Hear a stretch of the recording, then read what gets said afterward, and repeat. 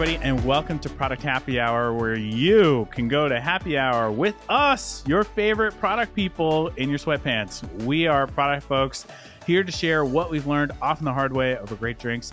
Why happy hour? Why not? It's the best way to get the inside scoop from grizzled vets with the scars to prove it. Scars everywhere.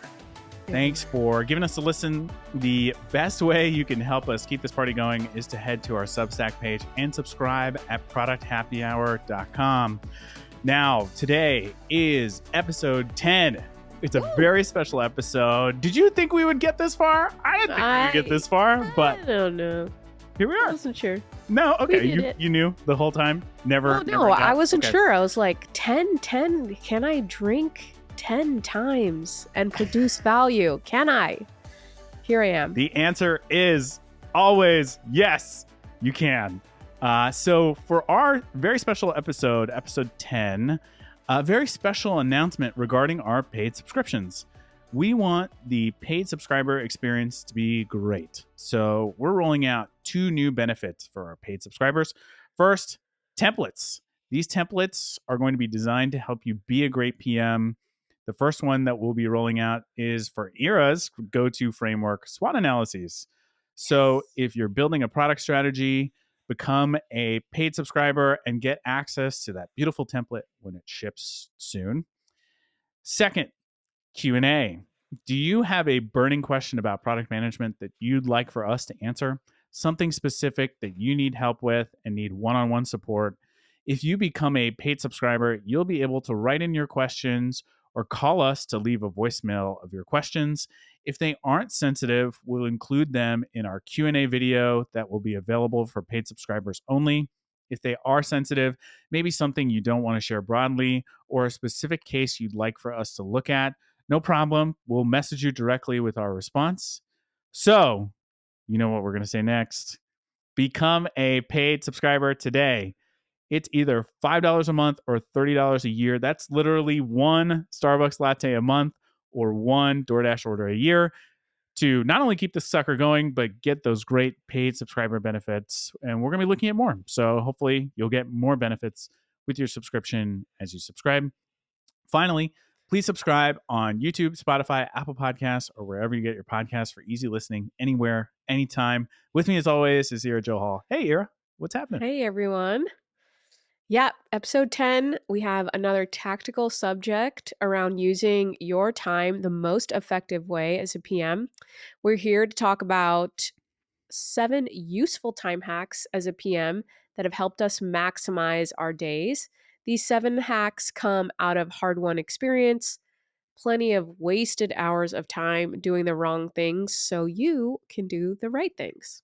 Faux show. I can tell you that I've been the king of wasting time and not being effective, especially in the beginning of my career.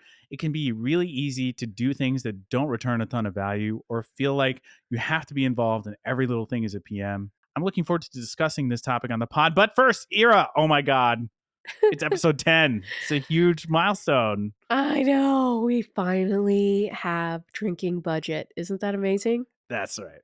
We made 10 episodes and we have a drinking budget. Holy shit. I cannot believe we are here, but I am so happy. Like, that means we've delivered useful stuff 10 times while drinking. Like, this is the dream. This is the best job I've ever had. I know, right? It is a dream. When we first talked about doing this podcast together, we knew getting to this point was going to be a challenge. I didn't know this, but most podcasts don't make it to this point. Yeah. So to have made it to 10 episodes and be going strong is quite the achievement. And a huge thank you to all of you listening on the show. And thank you to you, Ira. Yeah. Thank you so much, everyone, for listening, subscribing, following us wherever, giving us feedback, playing drinking games with us. The whole deal. It's been such a fun ride, and we're looking forward to the next 100 episodes to come. Speaking of drinking games, I think this milestone deserves something special, no? Oh my God. Yes, it does. Well, this is happy hour. And in happy hours past, we have celebrated big milestones and releases with a classic shots. Ira, do you have your shot ready? What are you shooting? What are you chasing it with? Okay, I have some Japanese gin. I've been saving it for a special occasion, and here is one. So yeah, I'm gonna chase the rest of I'm gonna chase it with more gin, quite frankly. But I have a cocktail Yeah. here too. I have a little lemon drop. What do you have? You know, that's how the pros do it. You know that you got to chase gin with gin. So Yeah. smart. You think it really think it out there. Wouldn't expect anything less from you. Okay, well, I have a super smooth shot of Hibiki Japanese whiskey in Ooh. my Texas shot glass. For those of you Oh, watching on video, look at that. Look at that so cool. beautiful, beautiful shape of Texas. And I will also be chasing it with an old fashioned made out of the same whiskey that Oh, I made nice. myself for today's episode. Yes, if you've been watching Okay. for a while, I switched to cocktails so I can stop burping in my mic every episode. He did. He did. So, You're a burper. It's okay. oh, yeah, made the switch. All right, let's do this. Yeah, if you've got a shot at home, Okay, take one with us or chug some coffee on your morning ride in. Happy 10th episode, friends. Cheers. cheers. Happy 10th episode. Boink. Ah, smooth. Smooth. Real Real smooth. smooth. All right, we're nice and liquored up. Perfect. Let's roll into. Did you see the face I made? I was like, ugh. I'm an adult. I'm not supposed to be taking shots. What's wrong with me? All right, let's roll into today's topic, our 7 best time hacks for PMs. If you find yourself running out of time for critical tasks at the end of the day, hopefully this episode imparts some hard-fought hacks for getting enough time to get your critical tasks done. Shall we move into it? Let's go. I'm drunk already. All right, let's do it.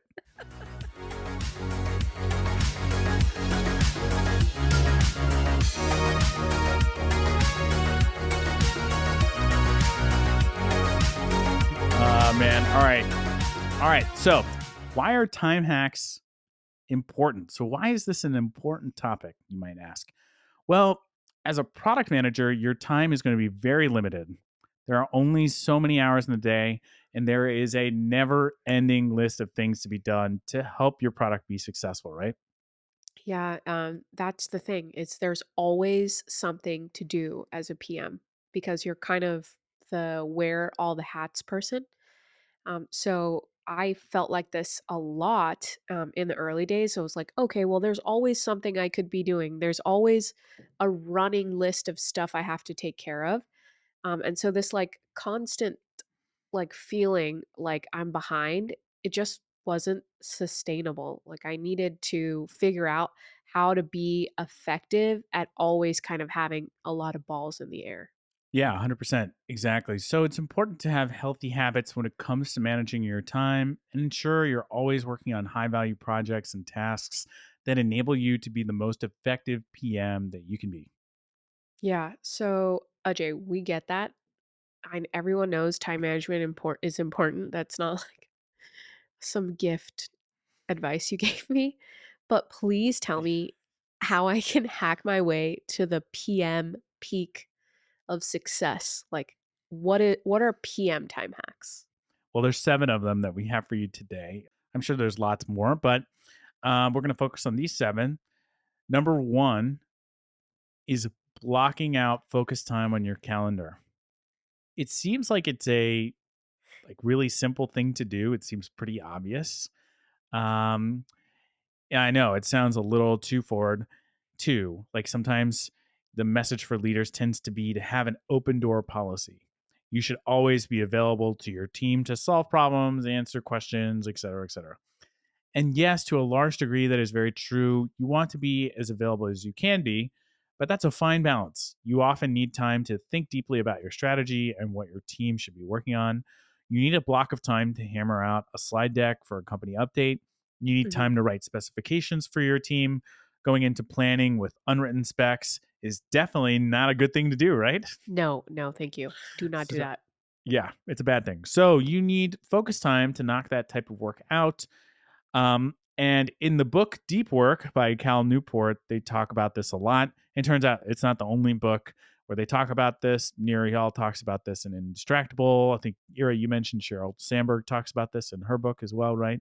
So they talk about this a lot. And the solution they suggest, which I use personally, is blocking the focus time on your calendar. There's nothing tricky about it. You just put it on your calendar, and that's that. And think about how much time you need in those blocks. So if you're writing specs, for example, you might need an hour or two. If you're answering email, maybe you need like 30 minutes at a time. If you're going to be thinking about how to craft an offsite for the whole team, you need 2 to 3 hours to figure that out. There really is nothing tricky about it. You think about how much time you need in those blocks, and then you just slap it on Google Calendar or wherever you're using for your calendar. I didn't used to do this for all the reasons I mentioned earlier. I didn't want the team to feel like they didn't have access to me. But once I started doing this, it made a huge difference in what I was able to complete for the team on time with the needed level of detail. Ira, you started doing this recently, right? Yeah. And I What'd you think? get I get the guilt feeling. I know that it feels kind of guilty, but a successful, unstressed PM is an effective PM. And you need to find kind of a balance to actually do the work, so that you can unblock people, so that you're ready to present your team's hard work in a clear, articulate way. Those things take time. And so making a plan for how you're going to use your focus block is also very, very important. 100%. Now, things come up. So sometimes you're going to have to remove this block or move it around, and that's okay. It's on your calendar now, and that's a commitment already. So that's good. Just move it around or look for the next spot for time and have a plan for the time. If you spend the whole time on YouTube watching us as much as we love that you're watching us, Yeah. that's not good either. I have a plan. Does that all make sense? Yes, and I love how simple it is. It's really just communicating to the team and your stakeholders that you need the time on a surface everyone can see, which is your calendar. I've also seen Slack status updaters that like tell people when you're in focus time. So, and don't be afraid to like silence your notifications during focus time. That's the whole point.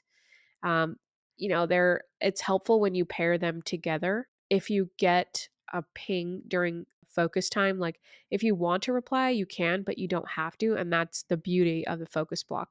You use it for whatever your high value task is, and then you approach the rest of the tasks, which generally most of the time, like if someone asks me something on Slack when I'm in focus time, it doesn't need to be answered right away. So I kind of use that as a buffer. Like, okay, like I can get to this later. I think there is a calendar app you can use called Clockwise, which will actually like move meetings around to protect your focus time, which is really, really key. And there's a free version you can use if you don't feel comfortable blocking out your calendar on your own. Those are totally great. One hang up I've had with those is that often I block the spaces out of office. So people can't book over it unless they ask me to move it. So sometimes these status bots will say that I'm constantly out of office, which isn't really true, nor is it a good look. So you just have to be careful with that. Yeah, true. It's a good hack suggestion. What do we have next? So, number two, find work that you can do in status meetings. Okay, hang with me on this one. This is a little sneaky. Um, and it's a bit more advanced. So Okay. I would start with blocking out time and some of the simpler stuff before trying this one out. But if you think about a lot of the status meetings that you're in, often a large part of the content is not relevant to what you're doing. Sometimes you're in there to give a 10-minute update, so 50 minutes of the time is usable for other work. So use it. Pick something that you can do in that time block that helps move the ball forward. The reason I say that this is a bit more advanced is that it can get a little tricky. Sometimes you'll be asked for input in a meeting, or your update time gets moved around to earlier or later. So you do have to stay alert to changes in the meeting that you're in. Sometimes the content is content you'll actually want to be paying attention to. So I'd recommend checking the agenda beforehand to see if there's anything where that's true. If so, stay engaged. It's not time to work. Yes. But if not, go for it. Finally, depending on your level of focus, I'd carefully pick the kind of work you're going to do. Email, Slacks are good choices. Sometimes just cranking on slide deck updates are great as well. Ira, what do you think? What do you like to do in these meetings? First of all, save yourself some time and send status ahead and see if you can actually get out of that meeting. It makes it clear that you like value participating, but you could use the time back. Many times you can't get out of the meeting, but it's worth trying. I mean, imagine having a whole hour back. Like, that's worth asking. If you know there's not much to extract from the majority of the meeting, but still need to attend, like Ajay said, do something lightweight. I call these listening meetings. And it's kind of like it makes Ajay a little seasick, but I like to like knock out steps on my treadmill during listening meetings because like I'm human as well as a PM, and I have like exercise goals, and I've been sitting for 8 hours straight. So I'll do steps while I'm listening. I'll trim up like unread messages across Slack. Like, you'll get like messages that you don't need an instant reply. So I'll do that kind of lightweight work. My favorite thing to do during listening meetings, besides walking, is to check on my live experiments. Oh, it's so satisfying just to see like Ooh, yeah. where we're moving, because it's like lightweight. You check a number and then you're done. Like, there's not a lot of deep thinking you're doing. Other than that, I highly dissuade you from trying to do work that needs focus during a group meeting. It's honestly a waste of time because you'll have to revisit that work. It's really hard to listen and do deep work, and Yeah. multitasking just isn't what it's cracked up to be. But with that, shall we move on to our next hack? Before we do that, one thing I wanted to mention about the treadmill thing, Yeah. which is really smart, and it's great that you're doing it. Even though it makes me seasick, it's actually a really great thing. It blends a concept called habit stacking. You ever heard of Yeah. that? Oh yeah, James Clear, I Um, think. yeah, James Clear talks about that, where he talks about how you can stack habits that you have to do with things that you want to do or other Mhm. things you have to do. Yeah, So, like being in a meeting is one of those things you have to do, but like being in the treadmill, you get to do two things at once, right? You're totally. in this meeting, but then you're also like stacking on a healthy habit on top of it. The more common one is people watching movies while they work out, watching TV shows while they work out. Yeah. But some same sort of concept. The like everyone has all hands meetings where it's primarily listening. It's probably rare that you're presenting in an all hands meeting regularly. It's useful information, but I find that if I walk during all hands, I'm like a way more active listener. Like, I'm like, oh, things are clicking, and I'm making memories. It's a concept called bodily kinesthetic. It's like when you're moving, it's easier for you to think. So it's also useful to that extent. I want to drive us forward to our next hack, Let's do it. um, which is about using already scheduled meetings to cover new topics or new communication that you need to surface. Shall we get on with it? Let's do it. You're the champ at this one. You're so good at it. So I want to hear you your tips. you do like it when I do this. Okay. All right. So, first of all, you're a product manager, and getting in front of the people who help you build and design or make decisions is hard to do. Like, everyone is busy, calendars are packed, there are projects in flight, and meetings already on the calendar that you should leverage instead of taking on the heinous task of adding another meeting. Like, we're product managers, we're not program managers, okay? Like, we're not like calendar jockeys. We don't be that PM that doesn't respect people's time and like put stuff on people's calendar when it's their lunch hour, or you can tell that they've been in 6 meetings straight. I personally don't like it when meetings pop up last minute. My calendar is already kind of monopolized by that stuff, so I try to avoid doing that to others. So that's why I utilize existing meetings to share context, ask questions, or build awareness about whatever I'm working on. More specifically, save yourself and your team time by using part of or repurposing standing meetings to communicate, unblock, or socialize product stuff. Now, certain meetings are better suited for certain objectives. For example, my favorite one is during stand up, which is supposed to be brief, and the PM doesn't always have something that needs unblocking, or doesn't have like a meaningful status. I don't just like share a lame status. I'm not just like, oh, today I'm working on this doc, and tomorrow and I'm going to meet with blah blah blah later. I use the captive audience to share strategic information but quickly, like in nugget format. We all know engineers don't have time to read research decks, for example. They're busy doing, merging, writing, testing, reviewing, and publishing. So let's say, for example, you have a project that went to research. It has some initial findings, but the deck isn't done yet. I save so much time and I build a lot of awareness, and dare I even say excitement about the project by sharing a nugget of information in stand up. I'll pose that question or that fact about what I found in stand up, and boom, like I shared a little insight. I didn't need to build a whole meeting or a whole deck to communicate what I learned. I'm just kind of dribbling it out in existing meetings and helping build momentum for the project. So when we do have a deck, people already have some framing. I think that's a freaking, like, time hack if I ever saw one, which is just, like, using existing meetings to just get context out there. What do you think, Ajay? I love it. I love it. Every time you do it, I'm like, oh, that's so smart that you used the stand up slide just to get this information out there. I started doing it once I started seeing you doing it. I was like, oh shit, yeah, this is a great time to like get that little nugget of information out there. The one danger with it is that you have to be quick because you don't want to turn stand up into a readout, right? Totally, totally. The communication needs to be appropriate for the meeting time and the audience. And what I really like about stand up is it kind of forces you to synthesize.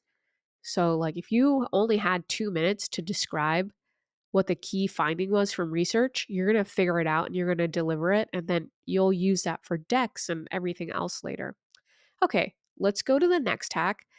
Let's talk about how you trim the fat from your day or week. That's right. Okay. Number 4. This is actually my favorite time hack. Determine your priorities, cancel anything outside of those priorities. Okay, this, like I said, one of my favorites. I don't know about y'all, but I get drowned in extracurricular company activities, one on ones, initiatives that I've started personally, but will never complete, and projects that I'm not relevant to or aren't relevant to me. If this feels like a situation you're in, it's time to burn out the dead wood in the forest, right? Yes. Well, first, you should know it's because you're a social guy. Because you're a social guy, people want to share stuff with you. They want you to weigh in all their stuff. You're a good PM. It's a good sign. But I do love burning things down. So please, how do you do this without pissing everyone off? Okay. There is a skill to this. There's an art to it. Well, first of all, I think the key part is to make sure that you're doing this exercise with your boss, with your stakeholders, or other management. So, that way, when you do it with those folks, then you're on the same page with the people that you're reporting to, that you're responsible to serve, and can make sure that you're on the same page for them. That way, when you start calling your meetings, you start saying, hey, I'm not going to be involved in this anymore. They have your back. So that's a really key part of this. So, how I like to do this is to start by listing out all of your priorities and ranking them. Basically, everything you have a hand in right now. So, you got to list everything out. Basically, everything you have a hand in right now. So, a list for this could look like you got Project A and like feature 1, feature 2 that you're working on. Project Okay. B, feature 3, feature 4. Maybe you're part of the experimentation council. Mm. Maybe you're part of secret project C, an unrelated team X offsite, and a new design review process, just to like, Yeah. round out the list. Um, so you list all that out, and from a list like this, I'll stack rank all of that. So, a great way of stack ranking or a lens that you could use for that is what are your OKRs? And if the projects are related to OKRs, you put those higher at the top. If they're not related to OKRs, then they go further down, for example. But you could use other ways of prioritizing. Then I'll start crossing off stuff that I don't think is a priority. And at that point, I think it's a good time to show my boss and my stakeholders and leadership and see if my boss agrees with the items on the list, how they are prioritized, and what I have eliminated. I'll start with my boss first and make sure that he or she is aligned with what I am looking at. And then we'll start expanding out from there. Does that make sense so far? Yeah, one of the things I really love about this type of process is that it keeps the communication lines open. So your boss or manager doesn't hear about you missing or canceling meetings from someone else. The other thing is that it's great that it helps force some choices for you and your leadership. Often the list is like really long and your boss will more often than not think you missed a few things. So those will get added and this will look even longer, which will highlight the problem even more. But honestly, like hand on your heart, like the most effective strategy that you'll probably hear is understand your priorities or understand what your bosses thinks your priority is, because that's how you'll make decisions about what to work on. Yeah, exactly. It really does help get everyone on the same page and enable a healthy conversation about where you should be spending your time. Last step, if everyone agrees on priorities and what needs to be cut, cut it for real. Cancel meetings, reassign to someone else if needed, commit. Don't let this stuff linger, or you're going to become one of those PMs that attends every meeting but doesn't get anything done. Those PMs are the worst, and oftentimes it's not their fault. They've just kind of been pushed into different things. So don't do that. Let's move on to number 5. Let's do it. Are you drunk from the shots? I Okay, I'm sorry. I interrupted you I'm a like little 3 fuzzy. times. Your video buffered with had with your arms in the air.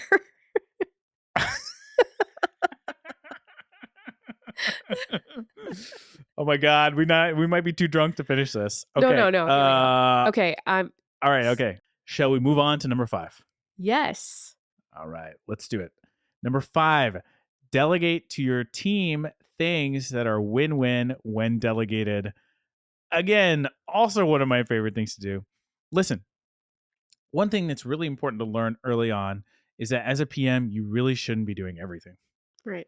You should be doing things that drive high impact for the team and make the sum better than its parts. Yeah, right, Ira? Totally. So sometimes it really is better to delegate some of the decision making to others on the team in a way that's win win. The example that comes to mind for me is delegating some of the edge case decisions when you can trust your team to make those decisions on their own. This won't be true in all cases. Sometimes you have new team members that still need to ramp up or people that are more junior and can't do this yet. But you'll be surprised what you can ask others to make decisions on so you're not the bottleneck and constantly making decisions when you need to be doing other high value work. Some critical things to consider when approaching this: when you delegate, one, make sure it's stuff the team wants to take on and stuff that helps the team or team members. The shot is kicking in, gang. Okay. So, like, we're slowing down. All right. Making decisions on their own can help with speed. Sometimes team members want to learn more about PM and product management. Those are great people to hand the con to. Only do this if it's a win win. Two, ensure clear guidance for the team on what great UX decisions look like. It helps to show great examples of UX, tests that have won, data about what works, or even just explicit guidelines from you about how to make those decisions. And three, you should still check on things before they ship. QA parties are a great tool that works really well here. This is where the whole team gets together to QA a new feature before it ships. The earlier you can do it, the better. And it really helps guide things the right way. What do you think, Kira? I love this one. As PMs, we're judged on the impact and effectiveness we can drive. This seems like a great lever for freeing up time, but also not becoming the bottleneck. And I've seen you do this quite a bit. I think it's really healthy, and we all should do a little bit more. I tend to be like the control freak kind of PM, and it just doesn't serve me. It honestly, it just makes me feel better, but it doesn't really do anything for me. This also seems like great training for higher level roles, don't you think? Like leaders in higher up positions need to practice this skill a lot, it seems. Yeah, this is like my whole life these days, delegating and ensuring that the processes for delivering the most impactful work operates at a high level. It's great practice and will help you scale for sure. Shall we move on to number 6? Number 6, Yeah. use your calendar as your to-do list. You're a product manager, you're always going to have things to do, but you should ditch your guilt and instead take a beat to think about what your ideal work week would look like. And I honestly mean this. It took me so many years to get out of the habit of writing a list and then stressing about that list. Honestly, it never gets done. For a PM, you need time to like focus on strategy, to orient stakeholders and builders, time to study users and like team adjacent opportunities. And if you happen to be human as well, you might need to like eat, I don't know, move your body, spend time with your Sounds family, and like have time for your hobbies. So mapping all of these items instead of on a to-do list onto your calendar and making them reoccurring appointments is the right way to design your life, at least in my opinion. And if you're stretched for time, which if you meet a PM who isn't stretched for time, are they a PM? Probably not. It's a no. powerful way, but using your calendar is a powerful way to stay consistent to those activities that give you the most return and the most joy. I read somewhere a long time ago that if you don't have plans of your own, someone will make you a part of their plans. So if you have some priorities or some goals you really want to reach, then block it off on your calendar.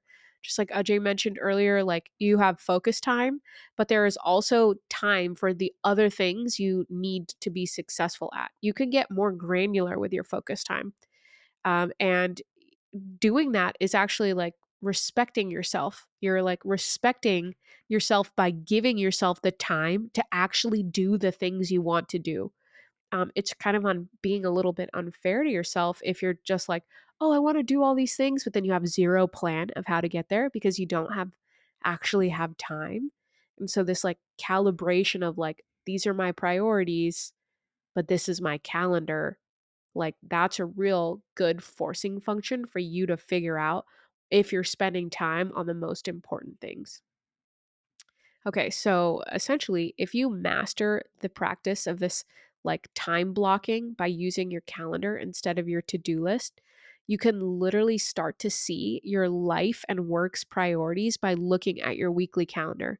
You can see, like, okay, like if I value working out, how much time am I actually spending on that? Like, is it a part of my daily routine? My favorite part about this hack, honestly, though, is that it frees my mind of the stress of unfinished tasks. Making a plan to accomplish a task is going to instantly unburden your mind. Now, some of you type A's will like look at your calendar and it's all filled up because you've scheduled like every minute of your waking life. I am guilty as charged. It'll start to be a little overwhelming. That's why you need to schedule time for nothing. This is like, it took me so long to learn this. Like, okay, I'm using my calendar, but it's not about filling every minute to the brim with crap to do.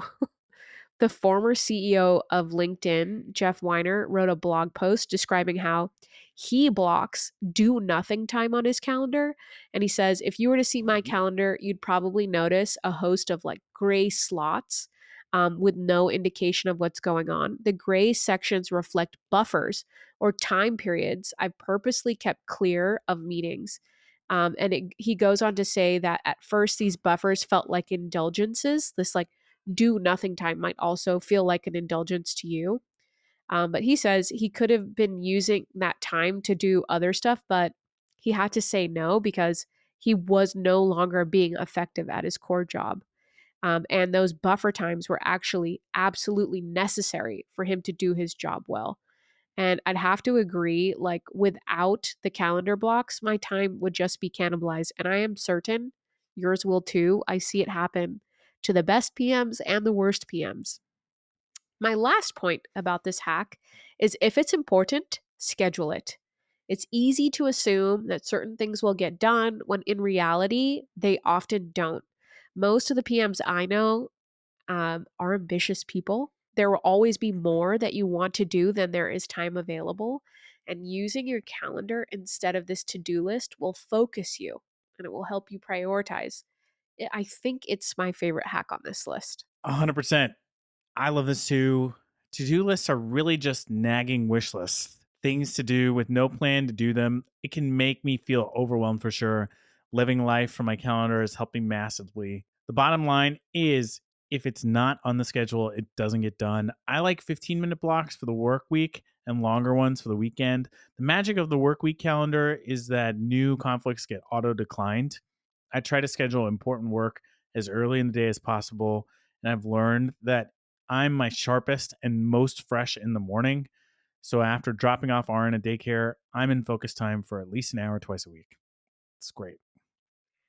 Yeah, do your hardest thing first, get it over with, and free yourself. Honestly, there's so much cognitive load of like, oh my God, I have to write this deck because we're going to present at 2 o'clock. Like, I do so many weird habits since I've been working from home. I've had to like audit myself because I've had to deal with myself like one on one all the time. And I will like stress eat in order to avoid an important task Oh, or wow. an impending task. And like what I've realized is like I'm just eating to avoid doing something that I think is important to do. And that's procrastination. So if I put it up at the morning, my whole day just I feel more free because I've doing the thing that is most important instead of procrastinating. It's on my calendar, and so that's when I do it. Number 7, keep running decks for meetings. Last, but certainly not least, is a very PM specific hack. It's to keep running decks. I do my thing on paper, but I have to do my communicating digitally, and this takes time. So, for most of your work, you're going to have this repeated digital communication. Like, I guess more clearly, you're going to have to write a bunch of decks based on a bunch of things that you learn from research, from engineering work.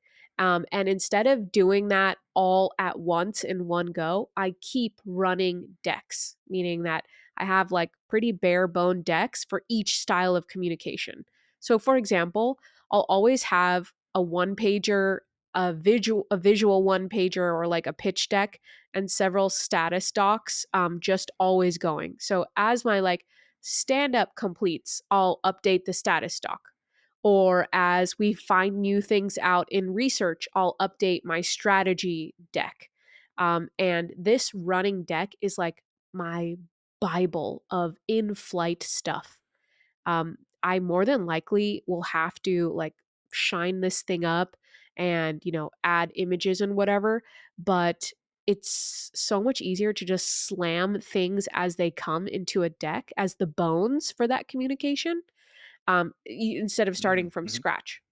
It keeps notes from being like spread across all kinds of different docs. It gives me a starting point. And I've seen some people, I don't know, Ajay, if you do this, but they use like their notes app or Notion or other like little like Google Docs for like meetings. Like I've done that too, but over time I've learned that like Google Docs are good for like meeting agendas, but decks are good for things that I need to communicate externally because it's already in slide That's smart. format. You know what I mean? Yeah, Okay. 100%. Yeah, it should help you kind of reduce the cognitive load of putting together decks because you're kind of doing it as you go along. And I definitely didn't start out that way. I would just make slides to explain A/B tests and then user research I don't know. It would just take me a really long time. Now I kind of partition my Mm. decks and use them as like running notes. All my hacks are kind of about reducing mental load. If you noticed, all hamsters are running on all wheels at all the time. And I think our hacks really free up both time and energy to give back to the team, wouldn't you say? Yeah, 100%. Couldn't agree more. We hope you agree too. Do you have a time hack that you swear by? We want to know. Drop us a comment at producthappyhour.com. Now that everyone has added 6 hours to their day, let's use our newfound free time to discuss a cool product thing. Does that sound good? Yeah.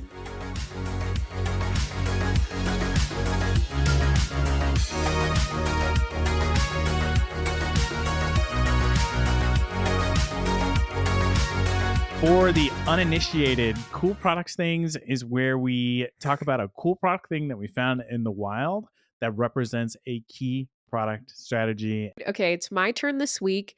And actually, this cool product thing will save you time too. Can you handle saving even more time and even more brain power? Yeah, it's like synergy. Synergy. I can't wait. Let's go. Okay, yes. So imagine this, you're a busy PM. You're normally in meetings or preparing for meetings, and you have like nagging house to dos because, like I said, you're also part human in addition to being PM, and you live in this house, and that house has stuff, and that stuff needs services like getting the rug shampooed or replacing the busted screen door you walked through mildly intoxicated, or having the chimney cleaned so you don't smoke your entire family out of the living room on a cold winter morning, and then make them stand on the street in their pajamas to avoid smoke inhalation. Sounds like I have some experience. The list goes on and on. And businesses tend to operate well during business hours. And I generally have more important crap to do, read all of the task hacks we just talked about. And I don't have time to like search Yelp for like the best handyman for that screen door or the most affordable carpet cleaner. And they're normally closed when I do free up in the evening. So like 7:30 after dinner, okay, that's when I do like my non-work stuff. But these businesses are closed. And I hate using my weekend to do house tasks because what the hell? I could be outside. I could be drinking in a bar with Ajay somewhere. I'm not going to play phone tag with a carpet cleaner on the weekends while I'm raging in a bar and it's football season. And so, because of this, enter Yelp's request a quote service. If you have Yelp, you can text instead of calling your need, like getting your rug cleaned, your availability and your address once. Okay. One time. You send one text message, dude. And Yelp goes out and sends your text, your bid essentially, to all the carpet cleaners, let's say, for example, and they come back and text you their availability and their prices. And then you pick from that instead of you scraping through like all the rug cleaners and calling them during business hours on Yelp. Like I just filled out like a 3-question survey. I put out my service request to get our carpets cleaned because we were dog watching last week. Shout out to the last episode. You probably heard my dog in there. Yeah, I got the quotes, availability, Yeah. and then boom, they Oh. were like here the next day. I got a great, highly rated, trusted carpet cleaner with literally a text message. It felt so seamless. I would highly recommend, and that is my cool product thing. Hell yeah, that's awesome. Man, I totally want one of those. I need to start putting some quotes into Yelp's quoting service and Yeah. start getting some stuff done around the house for Totally. sure. And that's a wrap. We did it. Episode 10 in the can. We did it. All right. Well, thank you as always for joining us for Product Happy Hour. If you enjoyed Happy Hour today, please support us by subscribing at our website, producthappyhour.com. As we mentioned, you'll get notifications of new episodes, but you'll get the new stuff that we're rolling out for paid subscribers only, templates and Q&A. You can ask us any question you want, anything, specific cases that you're looking at, anything, the whole deal will help you out. So for $5 a month or $30 a year, you can subscribe for one Starbucks latte a month or one DoorDash order a year. Not only can you help us keep this party going, but you get all of those great benefits. Thank you in advance for your support. You can also support the show by following the show on YouTube, Spotify, Apple Podcasts, or wherever you get your podcasts. Please also rate the show on your platform of choice. Really helps us out. Follow us on Instagram or TikTok for clips at Product Happy HR. And please share with your friends and spread the word. The more people at the bar, the merrier. Thank you so much for listening to the show, and we'll see you next time. Cheers. Cheers. Let's do it. It's empty. We did it. I'm hammered.